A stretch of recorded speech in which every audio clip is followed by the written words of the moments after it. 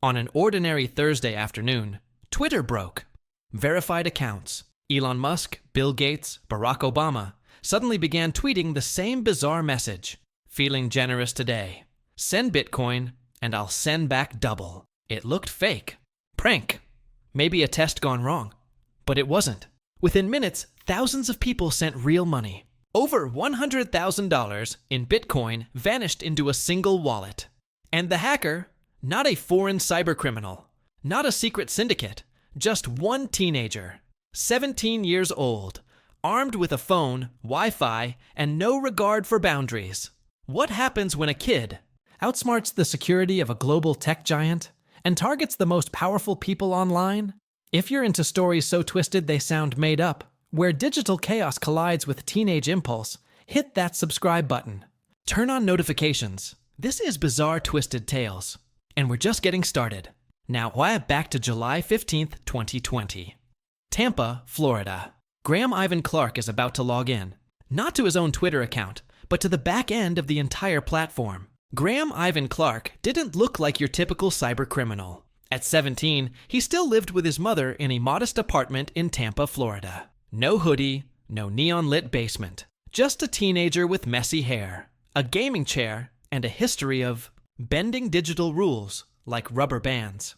While his peers were grinding levels in video games, Graham was grinding access, looking for backdoors, social engineering targets, and online forums where kids acted like kings behind keyboards.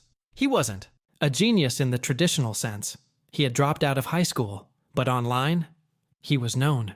On OG Users, a black market forum where rare usernames and hacked accounts were sold like trading cards, Graham made a name for himself as someone who could get things done. He had already been investigated for stealing a fortune in Bitcoin the year before, but was never formally charged due to his age. That only gave him more confidence. His specialty was social engineering.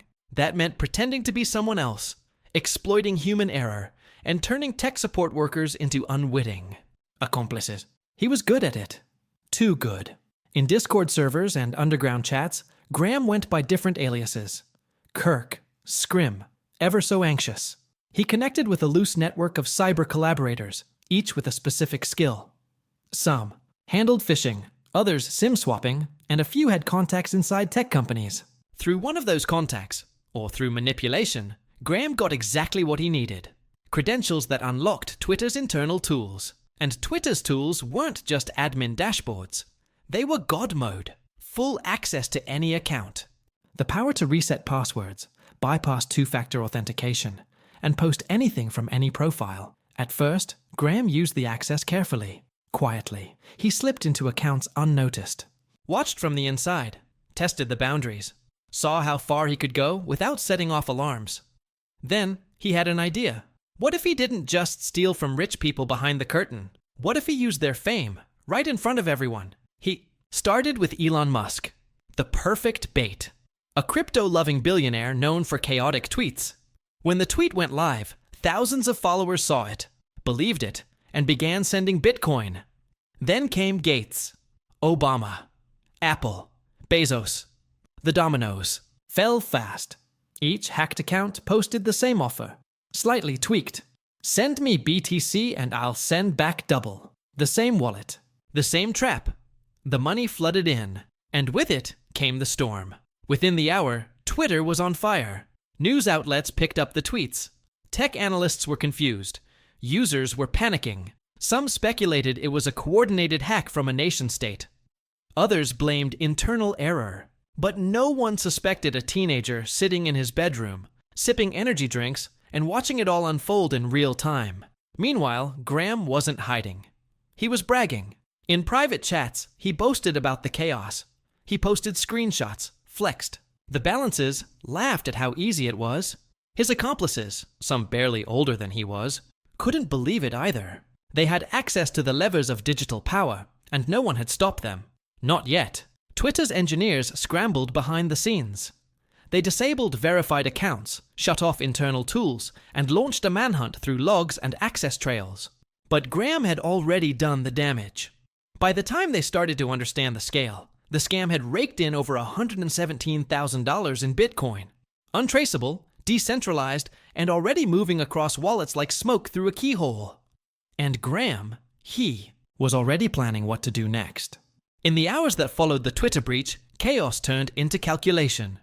Behind closed doors, Twitter's security team raced to trace the digital fingerprints left in the wake of the attack.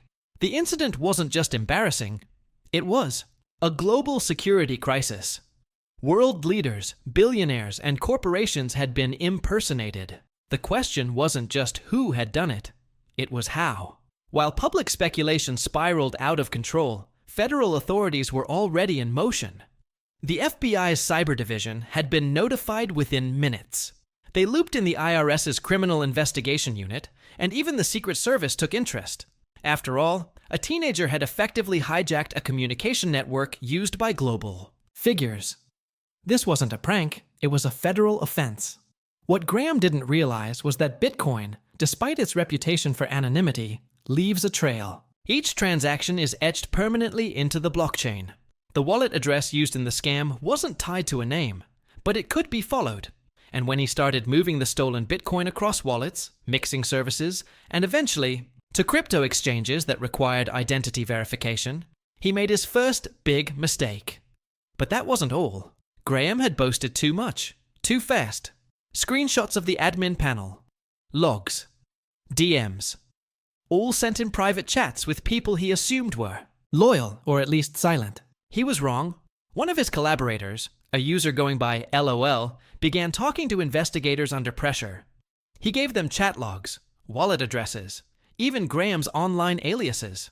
It didn't take long before law enforcement connected. The dots, the Bitcoin wallet, the Twitter panel screenshots, and the real teenager behind the screen. Meanwhile, Graham kept acting like he was untouchable. He posted casually in chat groups, downplayed the hack, even mocked the reactions of media outlets. He believed his age gave him a shield, juvenile status, slap on the wrist. But the authorities were preparing a very different kind of response. And the morning of July 31st, just over 2 weeks after the attack, federal agents swarmed a quiet residential street in Tampa. Neighbors watched as armed officers entered a small, beige apartment complex and emerged minutes later with a teenager in handcuffs. Graham Ivan Clark was arrested without incident.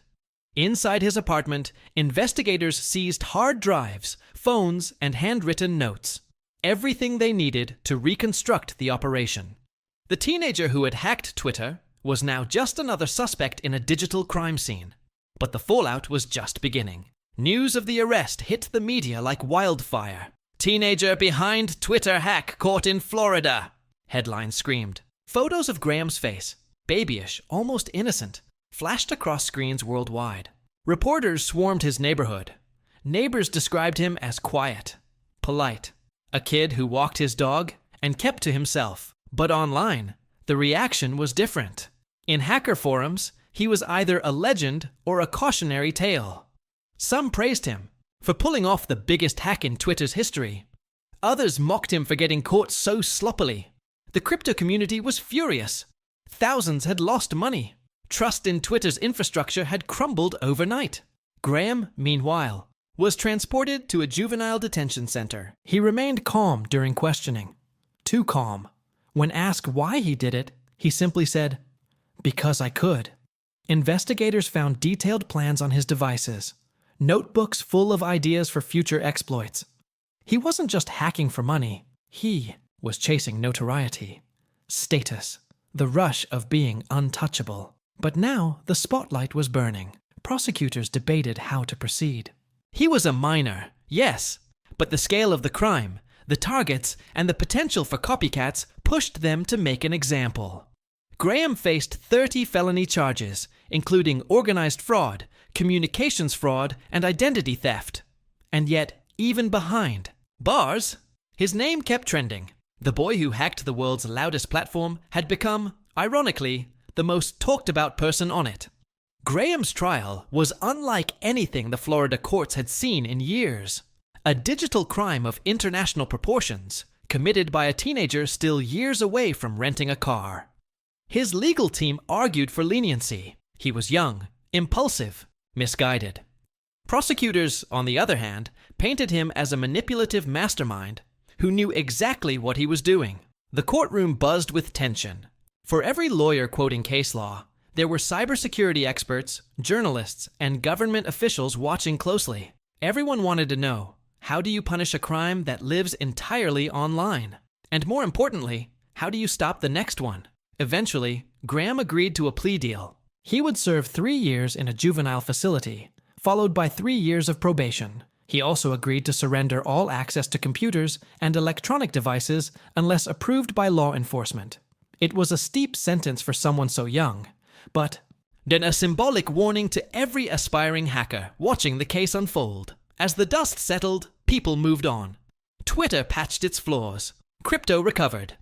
The news cycle rotated to the next headline. But the shadow of the hack remained. In cybersecurity conferences around the world, Graham Clark's name became shorthand for the new era of cybercrime. Decentralized, impulsive, and disturbingly effective. His story was taught in seminars, referenced in white papers, analyzed by experts. He had wanted to leave a mark, and he did, but not in the way he imagined. Graham completed his sentence and faded from the spotlight. No social media, no interviews, just silence. Some say he's rehabilitated. Others believe he's simply gone. Deeper underground, smarter, more careful, and still hungry. Because the thing about hackers, they never really log off.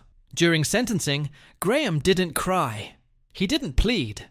He just stared straight ahead, as if watching someone else's story play out. His parents sat behind him, stone-faced, devastated. The prosecutor read out the IHA charges like a drumbeat, one after another, each heavier than the last. And yet, there was a strange calm in the courtroom. As if everyone knew this wasn't the end of something, but the beginning of a new kind of threat. When the judge finally spoke, the room held its breath. The sentence was delivered with firm finality. No theatrics, just the sound of a gavel, and a future rewritten. Outside, cameras flashed. Reporters shouted questions. But Graham was already gone, loaded into a black vehicle, escorted by officers, swallowed by the justice system he'd once danced around so easily. Years later, the world barely remembers his face. But cybersecurity systems still run drills based on his methods. Social media companies now build tools to detect insider abuse because of him. And every time someone hears about a teenager hacking something big, Graham's ghost lingers behind the screen. He wanted to feel powerful. Instead, he became a warning label. Ironically, the platform he hacked, the one that made him famous, was the very thing he could no longer touch. No scrolling, no posting, no DMs, just silence. A digital exile. His old online handles were banned. Any attempt to log in, flagged. Graham Clark, once a phantom behind the most high-profile breach of a generation, had become a ghost in the machine. For a while, conspiracy theories flourished. Some claimed he was hired by intelligence agencies. Others believed he cut a secret deal to avoid prison. There were even rumors that he was working as a cybersecurity consultant under a new identity, helping to prevent the kind of breach he once orchestrated. But the truth? No one really knows. Maybe he changed. Maybe he didn't. What we do know is this. Graham's story isn't just about hacking Twitter. It's about the fragility of systems we trust. About how power, fame, and money can be exploited by someone armed with curiosity, audacity, and a Wi-Fi connection. It's a reminder that the next breach may not come from a rogue nation or corporate rival, but from a teenager, alone, at home, looking for a challenge. Some stories don't end with a bang. They dissolve into courtrooms, headlines, log-out screens. Graham Clark's journey didn't just expose Twitter's weakness. It exposed ours. Our hunger to believe, to click, to follow. How easily we trade. Trust for the illusion of generosity. He was a teenager, yes, but also a mirror, reflecting just how vulnerable we've all become in a world ruled by code and charisma. And if a 17-year-old with no formal training could tear through the digital armor of billionaires, you have to wonder, what's still hiding in the shadows? And who's already watching? If this left you questioning everything you know about online security, manipulation, or just how wild real life can be, subscribe to Bizarre Twisted Tales. we dive into the stories others leave behind. Drop a comment with the craziest online scam you've ever seen or survived. And remember, some of the most dangerous viruses don't need a body to spread.